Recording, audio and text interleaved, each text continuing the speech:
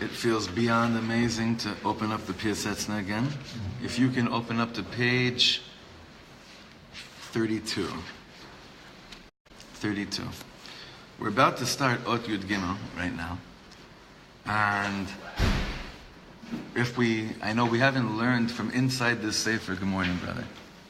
We haven't learned from inside this Sefer in quite a while, about 3 months. Because during the month of Tammuz, we were learning about mitzvahs Avas Yisrael, and during the month of Elul, we were, the end. Av we weren't learning. During the month of Elul, we were learning about Hashkata. We were learning a lot of Piasetzna. A lot of different pieces from the Piasetzna. But this piece is just I don't even know what to say anymore about what I'm feeling about the Eish Kodesh, about the Tzaddik, the Piasetzna, Chesed Gen Aleinu. They just finished a few minutes ago in Woodmere dancing with Karduner and Rav Weinberger late last night, the biggest Piasetzna gathering, I think, probably in the world. And we're going to make it even bigger. They're going to have to come and join us. Guys, tomorrow night, 8 o'clock at Toby's, the Piasetzna's Yortzeit. We're revamping our Monday night learning to starting with the Piasetzna's Yortzeit. So learning Bichlal in the week of his Yortzeit is very special. I started reading right now a dissertation, basically a thesis that was written by Rabbi Tzvi Leshem from the Rimon. You ever see this? He wrote his thesis, his doctorate, on the Piasetzna Rebbe's world. Anyway, everything seems to be leading to the tzaddik of the Piasetzna Rebbe. I think that the work that we did in Elul regarding Hashkata, I think that that's going to be very, very helpful to continue learning and understanding the Sefer Bnei Machshava Tova. When I was reviewing a little bit what we had done, what we're going to be doing today, I realized that Mamash Hashkata seems to be this concept of quieting the thoughts together with the act of visualization is key to really understand what the Rebbe is speaking at over here. So just quickly, I'm just going to quickly, because we don't have that much time, I'm going to quickly just go over what we were learning was the concept of Mesiras Nefesh. What the Piasetzna Rebbe was driving us to get to, specifically towards Kriyat Shema, was how much you're willing to be Moseh your Nefesh for Hashem. And once a person, when he covers his eyes and he understands how much he's willing to mamish give his life for the oneness of God, for Hashem's name, then the Torah can then say Ve'ahavta. Why? Because it's the easiest thing in the world to tune into Ahavas Hashem once you realize how much you really do love Hashem.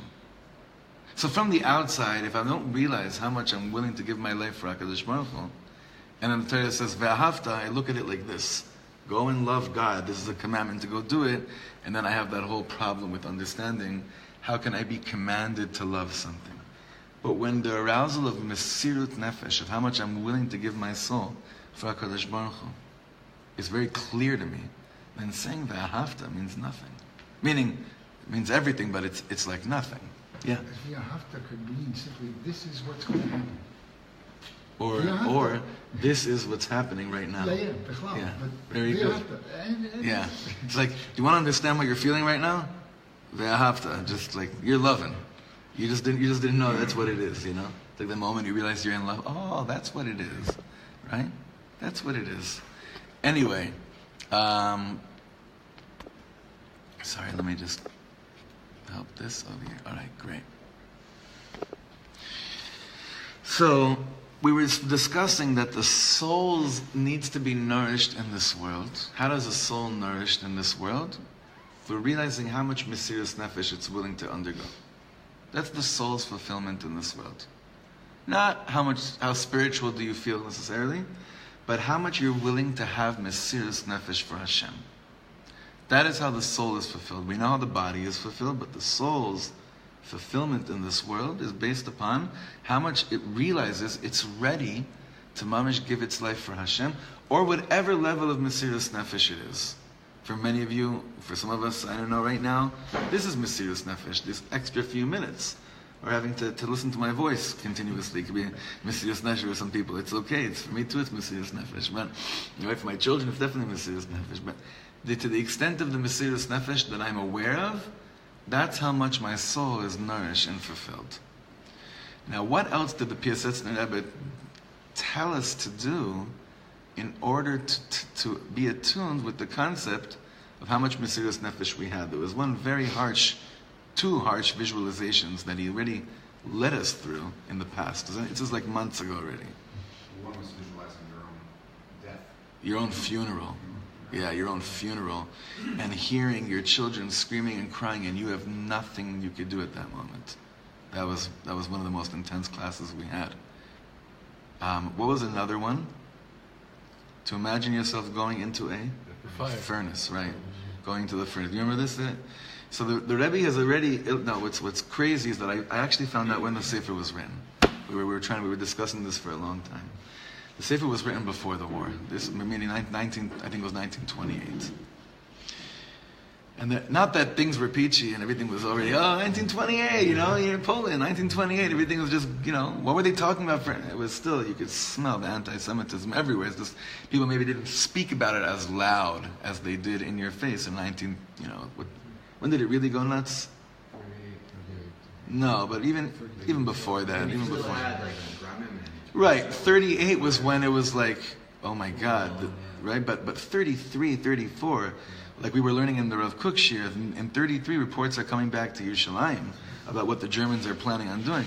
28, you could still smell there's something, but here he's talking about imagining going into furnaces, because maybe the Rebbe's, and this is what I've been learning about, is that what the Rabbi, when I say the Rabbi in this year, always know we're talking about the Piasetzna, Klonymus, Kalman, Hashem, Yikom Dama.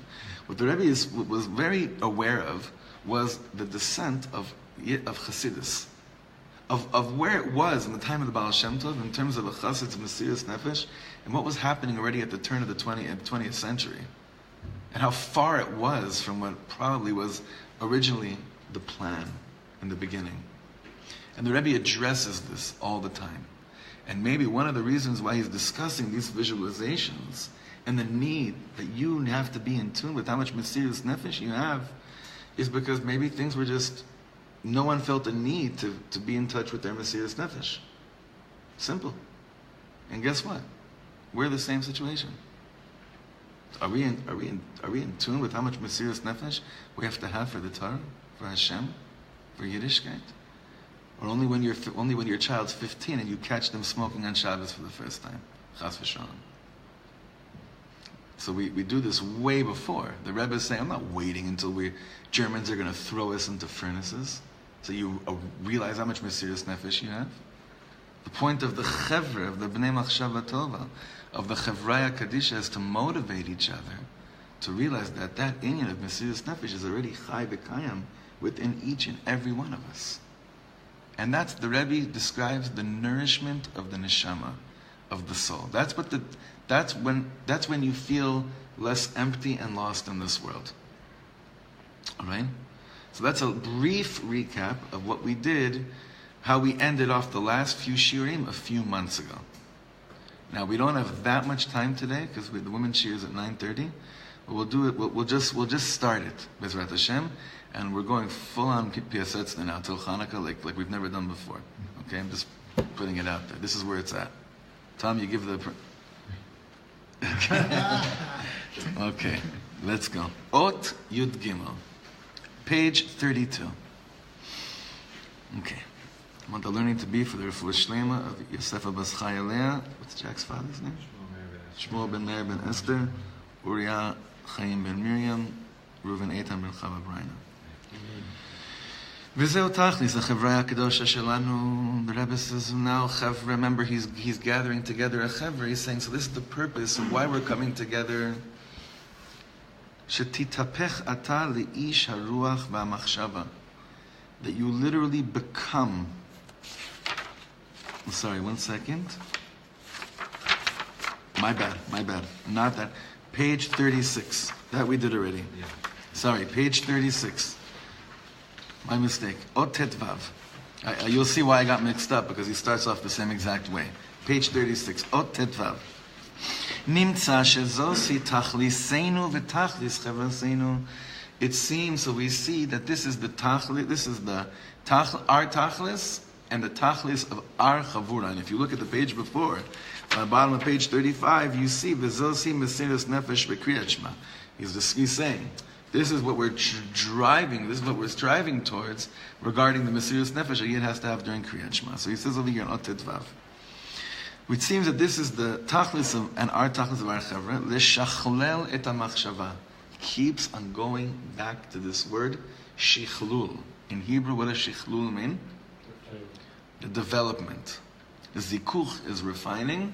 Shichlul is the development. To develop the thought. Now, what else has he used regarding to do something with the thought? What else has he used before? What other word has he used?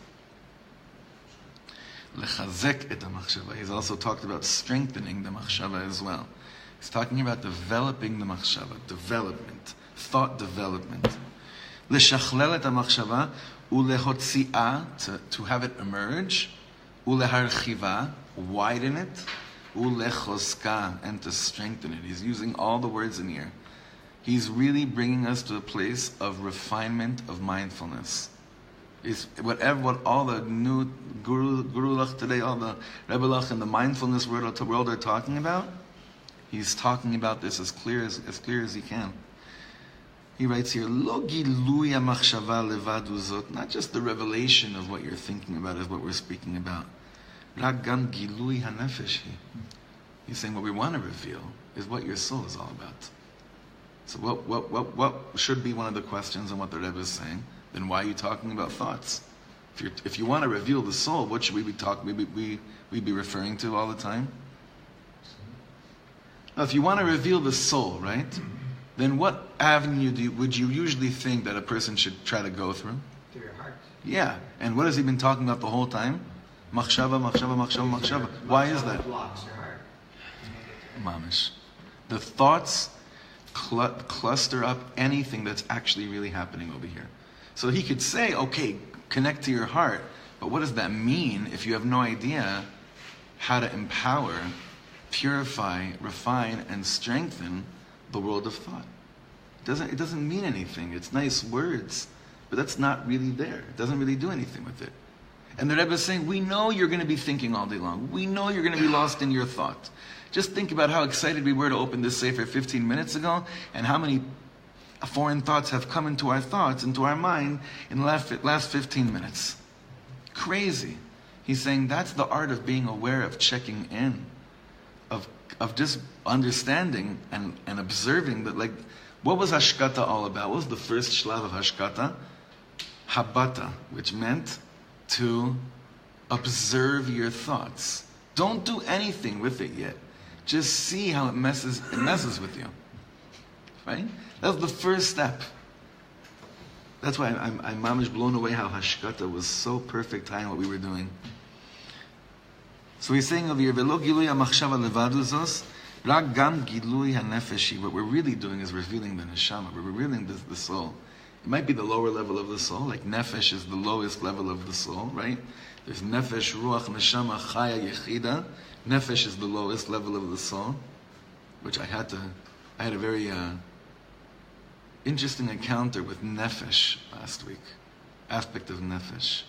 I went with my cousin in Buenos Aires. We landed. My brother landed an hour after me. We went right to the cemetery where my uncle is buried. It was his yahrzeit in Simchas Torah. And I probably won't be able to go there in the next few years because they'll probably fill up that area with graves where I was able to walk through. But I was talking to my cousin, who you'll all meet. He's coming here this Shabbos. My first cousin, one that brought my brother and I there. And with this explaining to him, like, about he says, I don't really feel anything by the kever, as he feels his father everywhere.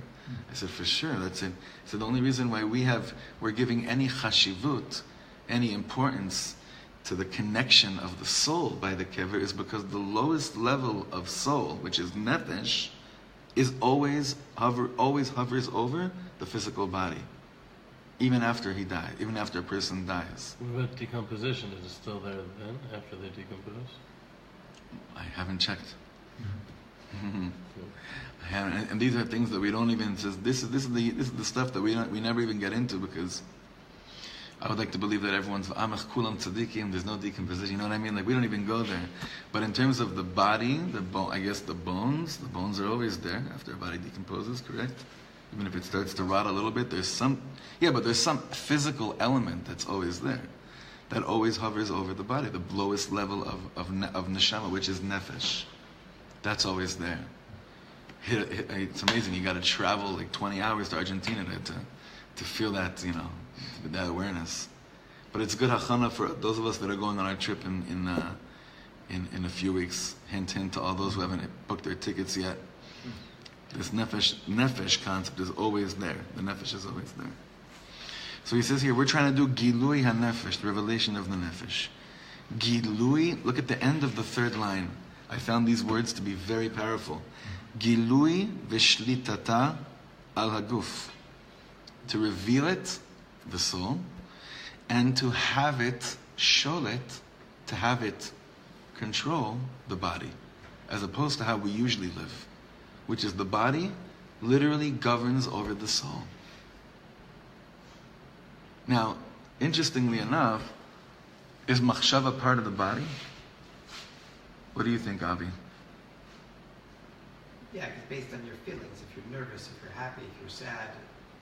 So why is that part? It stems from the body? From a physicality? I think so, because it's your interactions with your daily life. But I'm asking something about more inside your body. Where's the root of thought? It's from a physical thing in your body? You feel. No, not feel. Yeah. Not feel. Think. Thought. Feel is something else. Thinking. Well, your thought comes from your interactions, your daily. Right, but what gets triggered in your body regarding the world of thought? How you react to it. But is it the brain that gets triggered? It stems from something physical in your body. It's funny, you can explain what happens, what transpires after, Right. when a thought has happened. You can say it goes from this part of your brain. Right. You can find it in like functional MRIs, but we still do not have a explanation of how the thought emerged. Right. That no. But how Avi's right, how the responsiveness, continues, and that we could see, we could show that, mamish, like he was saying, you could see it today, how the brain is triggered, what happens to it, messages it sends, v'chulei, and what is the Rebbe speaking about here? We're going to go above that. Well, the point of this chevra is to just say we are done with letting our thoughts, which lead to the negative emotions that stem from it, control us. We're just done with it. Bnei Machshava Tova. We're going to create good thoughts. And we're going to learn how to harp on the good thoughts. We're going to learn how to strengthen our good thoughts. We're going to learn how to develop the power of thinking for it to be an aid as opposed to be a amalek in our lives. Right? It sounds amazing. Fourth line. Asher im titchanech v'tatmid b'zeh. If you're consistent with hashkata, okay? Basically, that's what he's saying. If you're consistent with what we were learning, תוכל לעלות מדרגה אל מקומות אשר לא שיערת ולא קיווית. You're gonna ascend to places you never dreamed of, you never even thought of. You never knew they existed, and you never imagined that you could be, like, when we say in Shemona Esrei, V'sim chalkeinu imahim. I always think about that. Make our place with those people those that we can't even imagine we could ever share a tish with. That's what the Piasetzna is saying over here. What is sha'arta? L'sha'er means to, ani lo misha'er afilu. I don't even speculate, assume. Yeah, thank you. Didn't even, you never, it was never part of your option, of what you allowed yourself to go in your mind. Kind of like how I feel with you guys, honestly. I never imagined that we would be able to learn so much in what we're learning. It wasn't part of my Dad, we should try this. This will be cool. Really, it was mamish, lo shi'arti, lo kiviti. The things. Sometimes we don't hope for certain things to ever become true because it's too painful if it doesn't. But sometimes you don't even allow yourself to dream because you can't imagine that you could have that with people. It's not something you ever imagine. Okay. ומה יחסר לו לאיש בשעה שנפשו הולכת אצלו בראש? ומושכת את כל גופו אחריה אל מרום קצה וקנה. What lacks from what's missing from a person at the time that his soul goes into his head? Mamish, your soul itself gets lost and warped in your mind, in your thought process. ומושכת את כל גופו אחריה אל מרום קצה וקנה. And it basically drags all of you into that place. And you're walking around and you have no idea what you're feeling, what you're thinking. It's because you've become swallowed up by Olam HaMachshava in a very bad way, in a very negative way. How does the opposite? Yeah. Why? I thought he was saying, like, now you have control over your mind, so your nefesh can come in it, and then your soul's in there, and then you're going, and that's why he says, Slicha, absolutely, you're right. My bad. He's describing the opposite of what happens to what usually happens to us. Very good. Sorry about that. That everything follows that place of where you have that makom shaket in your mind to now do whatever you want to do with the empowering of certain thoughts. Thank you so much. What's the whole purpose? Our purpose here isn't to become meditators, he's saying. That's not the purpose. That's just a means, right? Our purpose is to reveal our souls.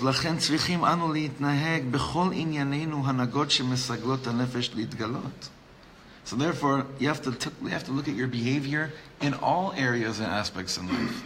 And ask yourself all the time, is this setting a setting that allows my nefesh to be revealed? That's the musar of today. Check in with yourself. How? Is this setting, and the key here is don't kid yourself. Don't kid yourself. It's a very hard thing because you could kid yourself in all the time. Sure, part of my nefesh becomes revealed in this way. Really? Really? So the settings, where you're at, he's saying we have to really check out and see throughout the whole day, where are we? What are we tuning into? Where is our nefesh becoming revealed? And what are the settings that are really, really not allowing my soul to be revealed? What would be a good trick for this? What do you think? The same cover that you couldn't even imagine hanging out with, that you're hoping to put your chelek with. And they saw you in that setting. What do you think about that? I don't know. It's a tricky. Do you hear what he's saying? Do you hear what Toby's saying? I mean, maybe I'm not misunderstanding you, but. So if your tzaddik walked into the room at that moment, and you're like, but and you're like, yeah. Right. Yeah, probably shouldn't have been here. Reb Shlomo once said it like this. He said, can you imagine, part of you says, part of me is just a jokester, so can you imagine telling, not a dirty joke, but like a stupid joke, right? And then can you imagine still saying it if the Baal Shem Tov walked into the room? That's a little bit of like a test of not just are you a good boy or a bad boy, but is this a setting for your nefesh to be revealed in the world? Good shaila. The settings. So לכן צריכים אנו להתנהג בכל ענייננו הנהגות שמסגלות את הנפש להתגלות ולהישמר מן הדברים שמרחיקים אותה, and to guard ourselves from things which distance ourselves from the revelation of our souls. ומטמינים אותה בנוקבה דתהום רבה אשר באדם. These are very harsh words. What does it do? Certain settings. מה זה להטמין אותה? Hatmana? You've heard of Hatmana regarding Shabbos, right? So what's Hatmana, Lehatmin? Yeah, you usually use that concept with Lehatmin Bachol, to bury in the sand, right? So he's saying, there are settings where it's not just that your nefesh isn't revealed, but what is it really doing? You've just buried your soul. He says over here, the tehom rabba. You know that word, what's the first time we see that word in the world? Choshech al pnei tehom, yeah. The abyss. Tehom rabba. Avsher Adam. Because of a hole. Yeah, nekev. Chalat, like a nekev. There's a puncture. That's really what it is. It's a puncture, I think. A nekev bare'ah, they say. Like there's a puncture in you you're around a setting or people or friends, or even it could be in a shul that's disguised as what's good and holy for you, your soul is completely not... I was recently in a shul somewhere. Don't ask me, please don't ask me where. I'm begging you. And I saw that I became a judge really easy. And then I said, you know what, I'm not going to be a judge here. And then they asked me what I thought about the Yankees during Piasetzna. And at that moment, then I realized what is like the chassid in me saying, oh, answer them, it's part of the farbringen, don't make them feel bad, right? But inside of me, like what's going on? I was like, wait a second. There's no way any part of me is really... It's so easy to fall into that. I don't want to make him feel uncomfortable, so I got to join the conversation. We already have a shita in the shul when someone comes to you in shul while they're talking, right? You say, right? And you hug them really hard, and then you go, right? Right? Meaning, I'm not going to, God forbid, make you feel low for talking during shul. But there's no way my nefesh can become revealed if I actually continue a conversation with you in shul either. Anyway, he's speaking about both sides of the coin here. That not only is your soul not revealed, that's a high level when you realize, wait a second, my soul's not manifesting here. We're talking about the lower level, which is that it also gets covered up and swallowed, and you have no access to your heart because the world of thought has completely penetrated and taken over you in a very negative way. But that's two levels. One is that bad things happen to me, my soul gets buried. One is that my soul's not buried, but it's also not shining. The Rebbe is saying we're not compromising on either. Obviously, the first thing we said is worse, but why be okay with not being buried?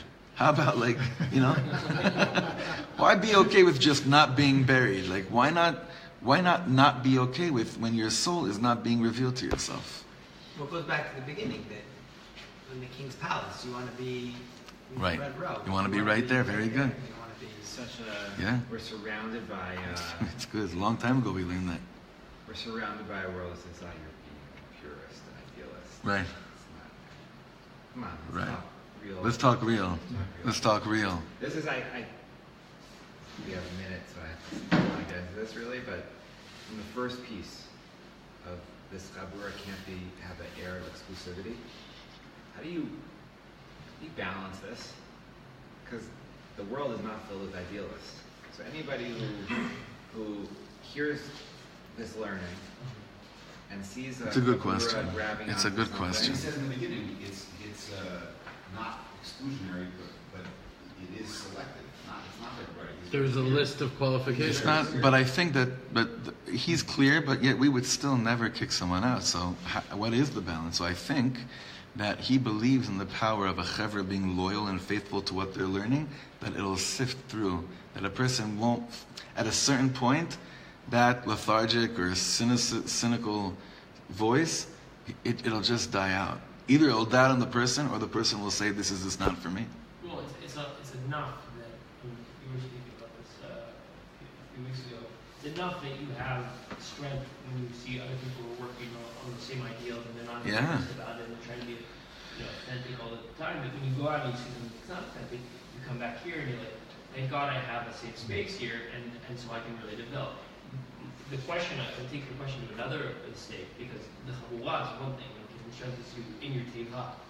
But what about when you're outside of the teva, or what if this is where you need to be, or your family situation is such that, or your cousins, I have a perfect Torah for you. Whoever wants to receive what I'm going to email Josh, it's an answer to your question based on Rav Kook on Noach. Mamish. Whoever doesn't want it. Semi Nateva. I'm gonna email it to the list. Semi Nateva. The whole thing I learned the Shabbos on Noach.